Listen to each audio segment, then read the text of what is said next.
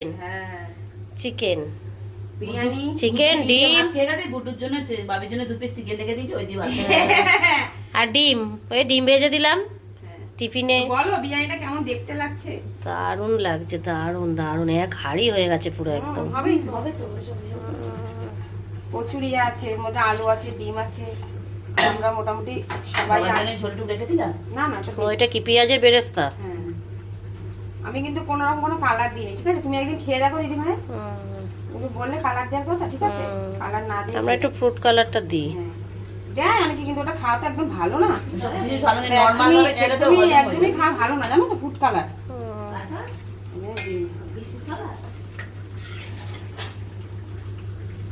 তাহলে ডিম আলু বিরিয়ানিটা হবে আর চিকেনটা আলাদা কষা থাকবে। এগ বিরিয়ানি, যেহেতু বাবা চিকেন খায় না সেই জন্য আলাদা করে হচ্ছে এগ বিরিয়ানি। আলু তো অবশ্যই আছে, আর ওদিকে চিকেন হবে। বাহ স্পাইসি দারুণ, আলাদা চিকেনটা আলাদা হলেই ভালো।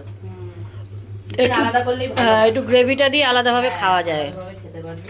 এই দেখো, আমাকে কিন্তু আর আটা, আমাকে আর এটা আটা chicken মাখতে এটা হলো না। আটা আলাদা একটু করে মাখা করে ভাগিয়ে ভালো রেখে হবে। দিয়েছিলাম সুবিধা রুটি হবে। করে। এই আটাটা দিয়ে পুরো লেয়ার দিয়ে দেবো। এবার চাটুটা গরম করে বিরিয়ানিটা বসিয়ে দেবো। চলো রেডি কমপ্লিট। আমার ঠিক আছে। ঝোল ঝোল থাকবে, বাড়িতে রান্না ওইটাই সুবিধা হয়। বাড়িতে রান্না সুবিধা তো। কি মা বলছে এটা সুবিধা হবে, তোদের ওই ঝোল টোল চায় না ভাই।